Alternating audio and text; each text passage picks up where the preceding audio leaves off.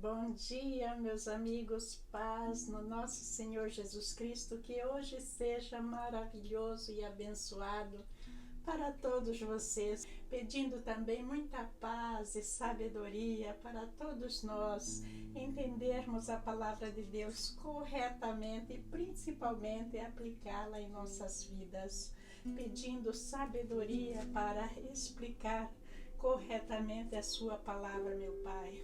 Amém. Meus amigos, hoje nós vamos trocar o dia da nossa apresentação e nós vamos falar hoje sobre gotas de luz.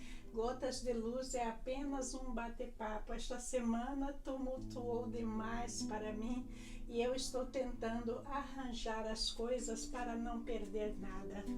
Então fiquem comigo, amanhã eu farei a comparação dos apóstolos na graça de Deus. E o tema de hoje em crise dos casamentos é: quem deve fazer as pazes primeiro? Ai. Não é isso que eu estou percebendo aqui. A maioria tem uma ideia de fazer as pazes diferente. Mas nós vamos analisar e no decorrer do vídeo eu vou revelar sobre isso.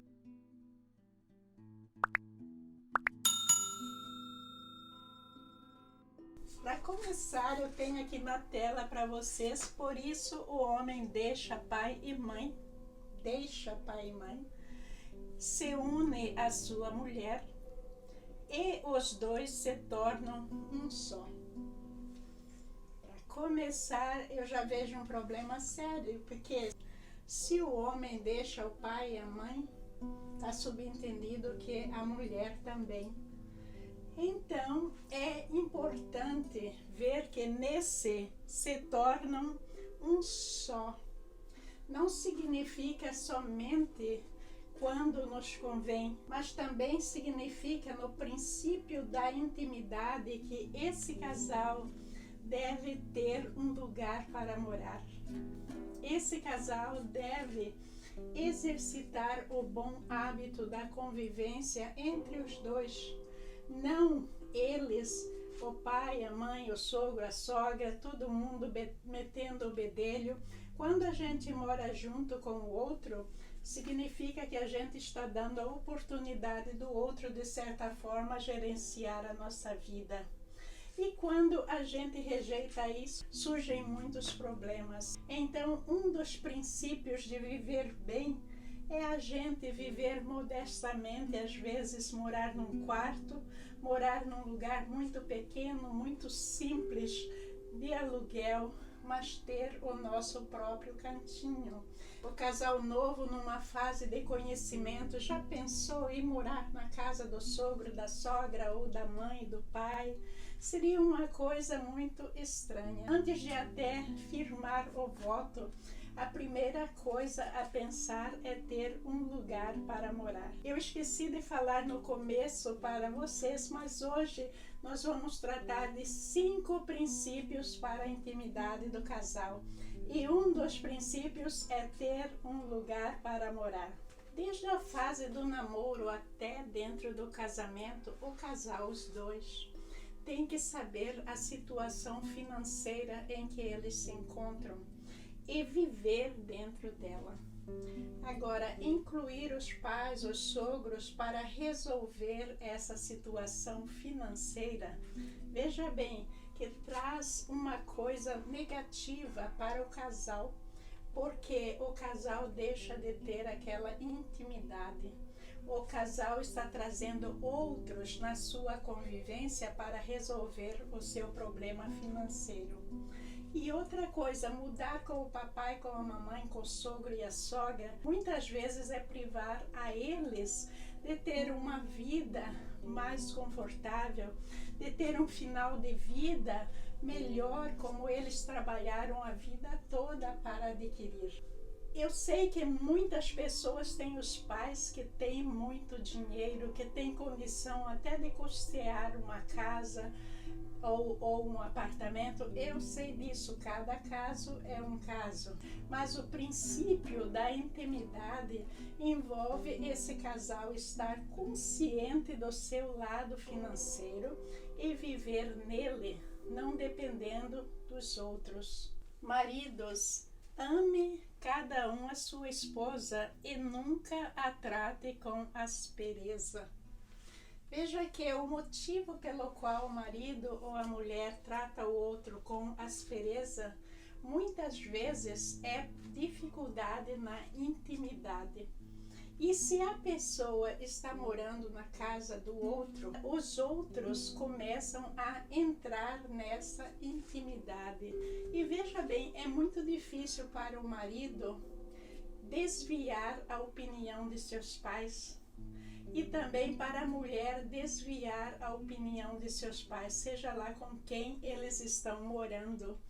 E aí fica aquela situação em quem acreditar. Veja que o ato de amar a sua esposa e não a tratar com aspereza significa que a gente tem que planejar a nossa vida de uma maneira em que tudo vai correr bem. Não nos colocar em uma situação vulnerável em que vai trazer desentendimentos entre o casal e o relacionamento vai enfraquecer. Muitas mulheres têm no caráter aquela forma de reclamar disto, daquilo.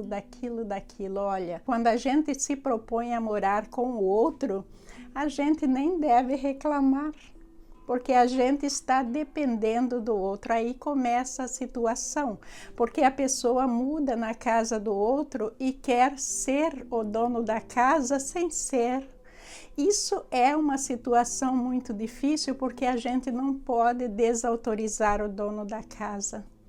Veja que esse estado de reclamação da mulher para o marido constantemente sobre o pai, sobre a mãe, ou o marido reclamando para a mulher, cria uma situação muito difícil para o casal. O casal tem que ser autossuficiente, aceitar a sua condição financeira e viver de uma maneira em que eles não vão comprometer o seu casamento para chegar a um ponto em que eles perdem aquela afinidade. É melhor viver sozinho no deserto que morar com uma esposa briguenta que só sabe reclamar. Isso aí foi escrito por um homem, mas vale para os homens também. E veja que, na maioria, a tendência da mulher é reclamar de tudo. Mas o homem tem a tendência a ficar calado e apático. E veja que esse silêncio mortal, essa apatia leva o homem ao bar, leva o homem a drogas, leva o homem à traição. E a mulher briguenta, o que é que leva a mulher? Leva a mulher a fazer com que o seu esposo se afaste dela e busque algo mais relaxante, porque é difícil você voltar para casa e só encontrar problemas. Então, a gente tem que analisar isso aí, que é para não comprometer o relacionamento. E está dizendo, a esposa briguenta é irritante como a goteira num dia de chuva. Vocês já viram casas em que tem uma goteira, eles colocam um balde lá embaixo para parar a água, e daí começa tic, tic, tic, tac, tac. Aquilo é irritante. E as pessoas demoram muito para dormir ouvindo aquilo. Essa é a comparação da esposa briguenta. A gente tem que procurar resolver os problemas da maneira melhor que puder.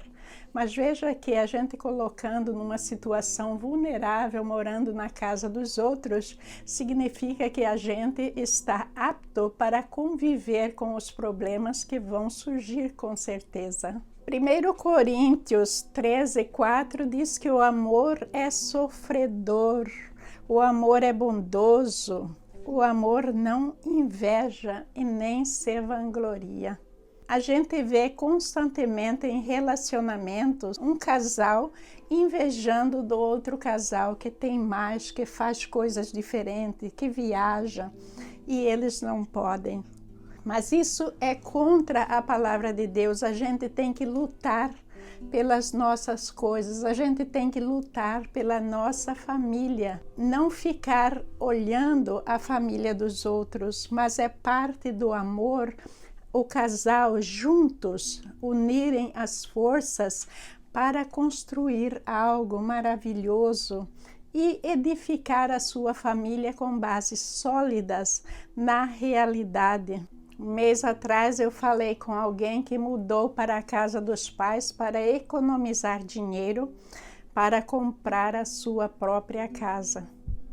E essas pessoas estavam em problemas sérios, porque a mulher desempregada, o marido só para prover, o sogro e a sogra começou a se meter no relacionamento porque eles tinham que ajudar. Essa situação é uma situação em que, se o outro lado, o sogro, a sogra, a mãe e o pai também não têm possibilidades, significa que o casal os está usando para adquirir algo para si. Veja que aí entra a questão da inveja, porque mamãe e papai têm um pouquinho mais, deixa eu tirar o que eu posso. Mas mamãe e papai estão naquela fase, na maioria das vezes, de aposentadoria, de querer viver a vida o quanto mais para aguardar o seu dia. E daí não é justo. Agora, eu já disse para vocês que cada caso é um caso e a gente tem que refletir muito sobre isso antes de meter a lenha. Então, filhos não devem ser aqueles que querem tirar da boca dos pais para ter uma vida melhor de maneira nenhuma. Mas os filhos, apesar de estar dizendo que deixa a casa dos seus pais, os filhos continuam tendo responsabilidade sobre os pais. Não significa que eles estão totalmente separados dos pais e só voltam para tirar aquilo que eles têm. Não. Tem que cuidar dos pais na velhice e tem que ter certeza que esses pais têm uma vida confortável e boa, porque eles já trabalharam a vida toda para isso. A gente vai aprendendo com os erros que a privacidade no casamento envolve também a privacidade financeira, que é entre o casal. O casal, apenas em casos extremos, deve envolver outras pessoas para ajudar no lado financeiro, casos extremos, que eles saibam gerenciar suas vidas e vivam de uma maneira simples, mas de uma maneira em que estão de acordo um com o outro, não envolvendo terceiros no relacionamento. E uma coisa que eu quero falar é que muitos tentam mudar o seu cônjuge. Mas será que o casamento é sobre a gente mudar o nosso cônjuge? Que eu tenho que morar aqui, a pessoa tem que mudar, tem que fazer algo diferente para adaptar aquela situação. Será que o relacionamento é sobre mudar o cônjuge? Não. Mas o relacionamento é principalmente em guardar aquilo que a gente tem de melhor e ter certeza que isso não vai ser destruído por nada. E também a pessoa tem que se preocupar não em mudar o outro, mas em agradar a outra pessoa, em cuidar da outra pessoa, fazer o possível para que certas situações não aconteçam e venha destruir o seu relacionamento. O item número 2 é não demorar na raiva. Eu já ouvi gente falar não ir para a cama com raiva, tem que fazer as pazes. A palavra de Deus é contra a gente permanecer na raiva, na ira. Está escrito, quando vocês ficarem irados, não pequem, apaziguem a sua ira antes que o sol se ponha e não deem lugar ao diabo. Normalmente, quando a gente está com raiva, o nosso orgulho diz, eu não sou culpado. Mas aí eu pergunto para vocês, quem é que vai fazer as pazes primeiro? Porque Deus está falando, apaziguem a sua ira antes que o sol se ponha. Quer dizer, antes que você for dormir, você tem que ter essa situação resolvida. Aí o nosso orgulho muitas vezes fala mais alto. Um dorme lá no sofá e outro na cama. Um virando as costas para o outro. Ninguém quer apaziguar. Mas alguém tem que apaziguar primeiro, e é isso que eu quero que vocês respondam dentro de vocês. Quem é que deve fazer essa apaziguação primeiro? Não deem lugar ao diabo. O que acontece quando a gente está irado? A gente está dando aquela recepção calorosa ao diabo. E a gente não pode fazer isso se a gente quer ficar na graça de Deus. A gente tem que se arrepender imediatamente, pedir perdão, dar perdão. Vocês estão chegando na resposta? Olha, gente, nos meus anos de estudo, eu cheguei à conclusão que quem deve fazer as pazes primeiro, prestem atenção, não é a pessoa culpada. Porque se você aguardar a pessoa culpada a apaziguar, você vai passar a noite em claro ali. E também você vai estar abrindo a porta da sua casa para o Satanás. Então, eu acho que a pessoa não culpada faz a apaziguação primeiro. Para quê? Para desviar essa presença satânica de dentro do seu lar. Para abrir as portas para a comunicação sadia, amorosa entre o casal. Para cuidar um do outro, para a gente querer o bem do outro e mostrar amor, porque a gente ama o pecador. A gente não está amando o seu pecado, ali vai envolver muita conversa e tudo mais, mas a porta da comunicação tem que ser aberta. Agora, a porta da comunicação, ela é sempre fechada com o orgulho. Tirar o orgulho é muito difícil, porque o orgulho é satânico e o Satanás quer que a gente fique lá no nosso orgulho. Eu não sou culpada, eu não peço desculpa, eu não vou fazer nada. Agora, que ato nobre quando a pessoa é culpada e a pessoa reconhece, pede desculpa. A pessoa muda de atitude. Isso é maravilhoso e é aquilo que Deus quer de nós. Mas, infelizmente, de 10 casos, um vai pedir desculpa, porque geralmente a pessoa errada, ela está dentro dessas artes obscuras, das artes satânicas, e é muito difícil dela sair. Agora, no casamento, um tem que ajudar o outro a ir para Deus, e a melhor maneira é essa. Aquele que não é culpado levanta o outro, tenta abrir essas portas da comunicação. Agora eu quero falar com pai, mãe, sogro e sogra. Eu escrevi aqui uma pergunta. Quando eles devem interferir nos problemas domésticos e decisões familiares? Gente, vamos analisar isso com cuidado, porque apesar deles estarem morando na sua casa quando não deveria, quando a gente se mete no relacionamento do outro, o que está acontecendo? A gente está tirando a oportunidade deles ser 2 em 1. Aí vai passar a ser 3, 4 em 1. Então, a gente não deve nunca se meter nos problemas do casal, a menos que solicitado, porque existem questões em que o casal realmente precisa de um conselho, precisa de ajuda. Eu não estou dizendo que não se deve buscar ajuda, não é isso. Eu estou dizendo que a gente só em últimos casos deve envolver terceiros no relacionamento, principalmente na parte financeira. Leitura de 1 Tessalonicenses 4:11. Tenham como objetivo uma vida tranquila, ocupando-se com seus próprios assuntos e trabalhando com suas próprias mãos, conforme os instruímos anteriormente. Aí eu coloquei em maiúsculo para vocês que ter uma vida tranquila depende da gente ocupar dos nossos próprios assuntos.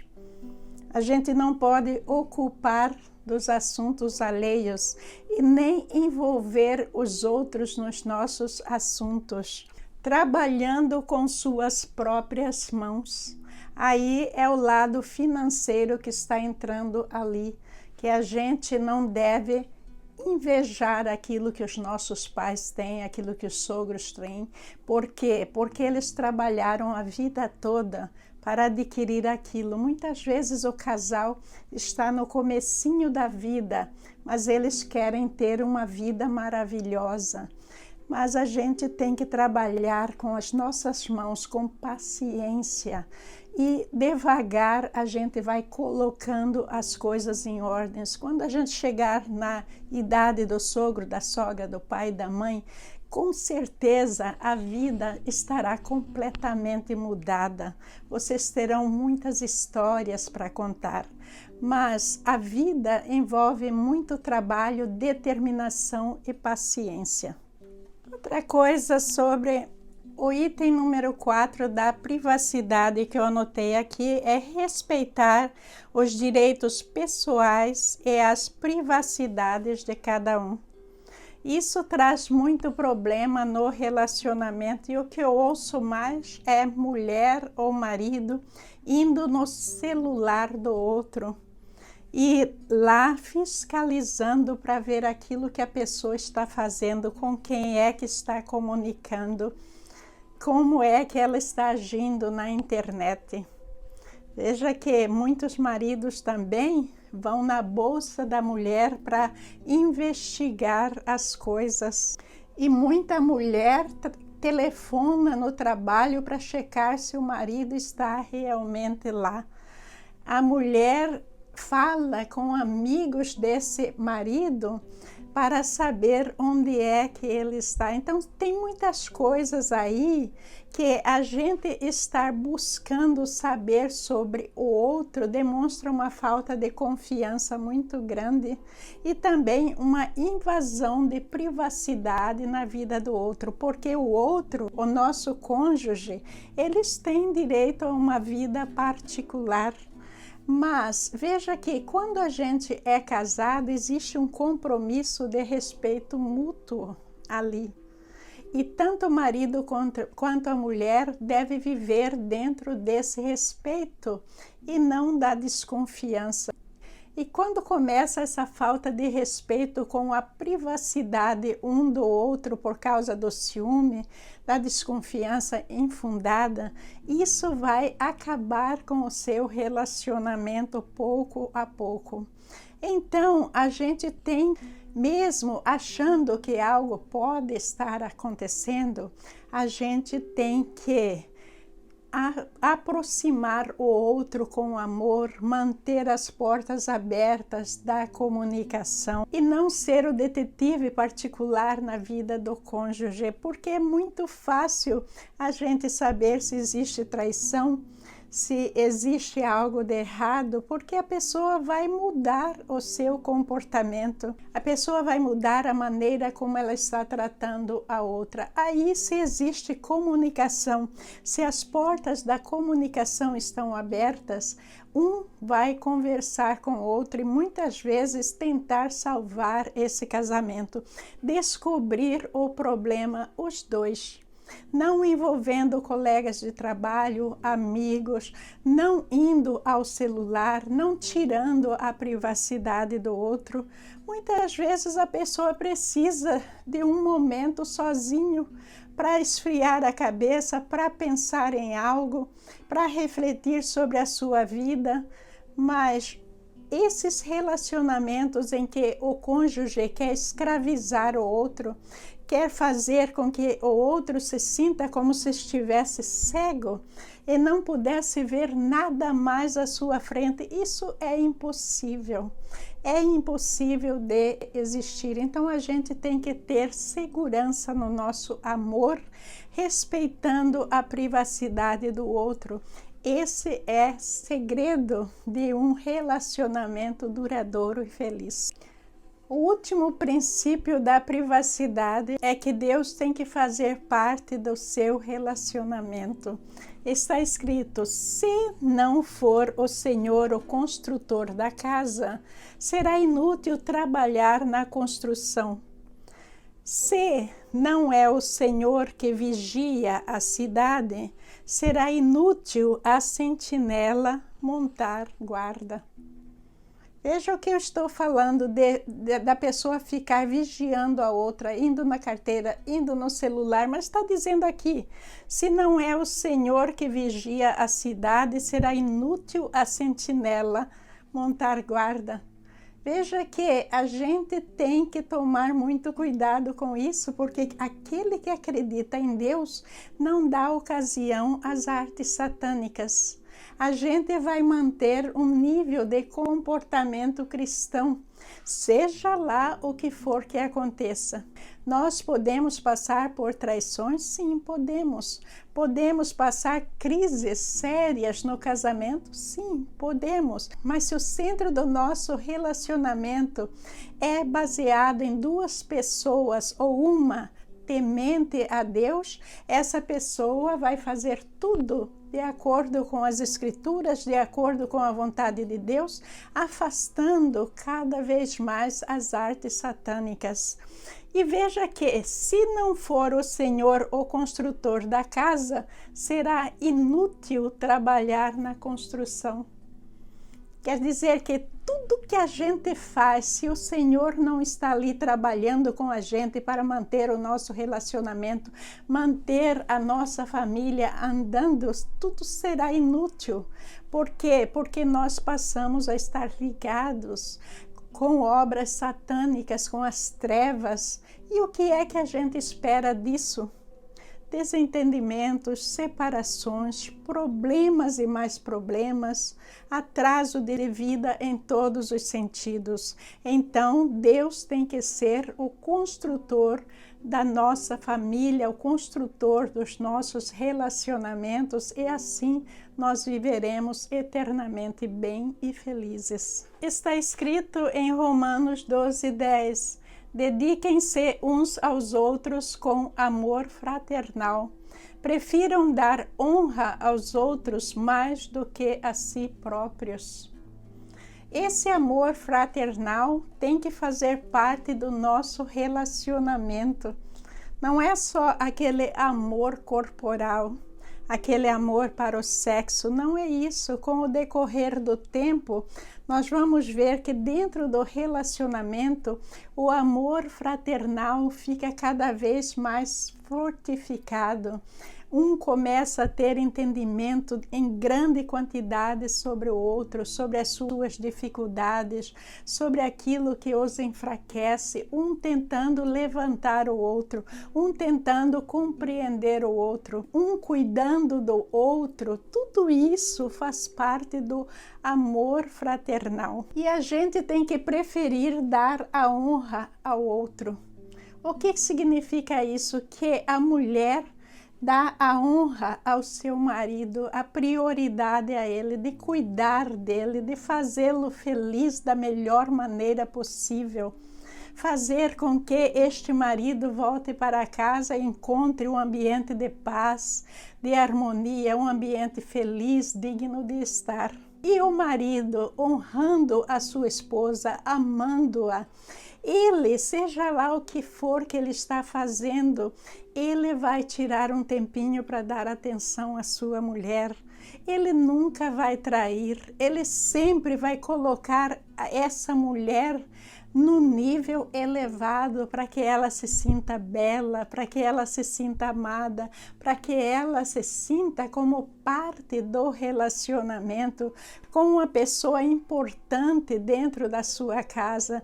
Isso significa honrar o outro mais que a si mesmo. Leitura de Romanos 11, 25 e 26. Quando estiverem orando, se tiverem alguma coisa contra alguém, perdoem-no, para que seu Pai no céu também perdoe os seus pecados. Mas, se vocês se recusarem a perdoar, seu Pai no céu não perdoará os seus pecados. Aí está a questão do perdão dentro do relacionamento, é essencial e deve ser diário, uma prática diária. Não guardar as coisas, não deixar as coisas para resolver amanhã, mas nós vamos resolver os assuntos à medida em que eles vão surgindo, um perdoando o outro. Se a pessoa errada não quer pedir desculpa, quem não está errado pede desculpa, porque nós sabemos que Deus não nos perdoa se a gente não der o perdão, não pedir o perdão.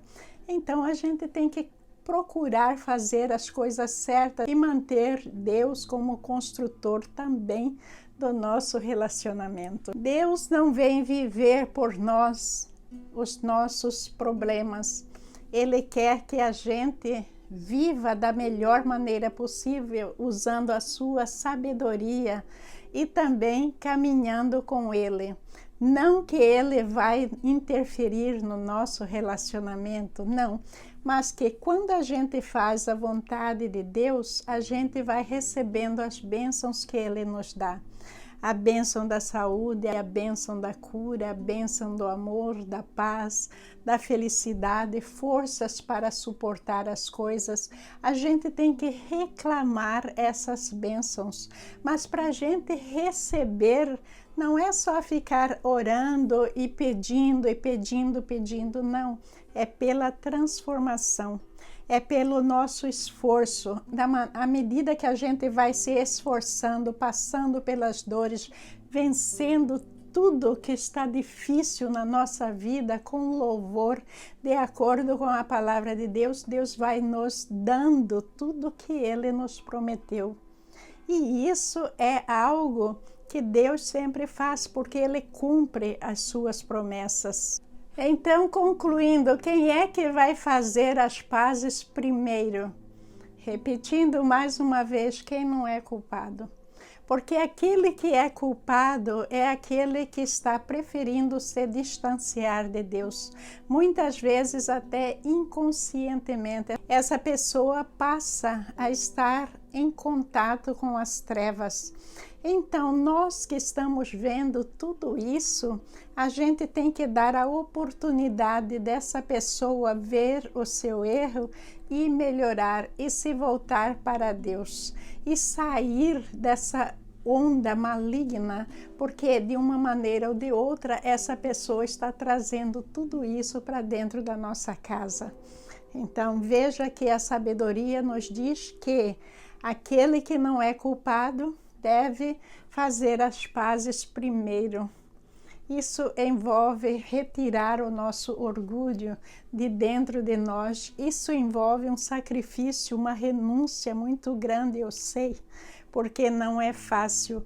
Mas sempre que puder, a gente deve exercitar isso, que é para a gente receber as bênçãos do Pai, e é para a gente mantê-lo dentro do nosso relacionamento, mantê-lo dentro do nosso coração e da nossa casa. Assim, a gente tem proteção contra todas as coisas malignas que vêm dentro do nosso relacionamento para destruir. O que o Satanás faz senão destruir, roubar, matar, tudo isso é obra satânica, e tudo começa com pequenas coisas que a gente vai deixando acontecer, 1, 2, 3, as coisas têm que ser resolvidas hoje, no momento que elas acontecem. Agora, usando a sabedoria de Deus, resolver os assuntos dentro da palavra de Deus com todo o amor possível. Assim nós terminamos Gotas de Luz hoje. Espero que vocês tenham gostado do nosso bate-papo. Amanhã, ao invés de Gotas de Luz, como eu já disse, faremos a comparação dos evangelhos. Muito obrigada, meus amigos. Muito obrigada por estar comigo, me ouvindo e também estudando a palavra de Deus comigo. Eu tenho aprendido muito e espero que vocês também. Eu quero também dar as boas-vindas às novas pessoas que estão no nosso canal. Que este canal traga para você algum alívio, cura, pensamentos bons e o desejo maravilhoso de construir a sua família para Deus. Que Jesus, nosso Pai, nos abençoe, jorre sobre nós cura, proteção, que Ele traga para dentro do nosso lar muita paz, muita prosperidade, principalmente corações prósperos para Deus, porque em união a nossa família forma uma igreja e dentro dessa igreja nós temos Jesus Cristo como a cabeça. Nós o louvamos e o bendizemos hoje e sempre. Amém. Bom dia, meus amigos. Muito obrigada.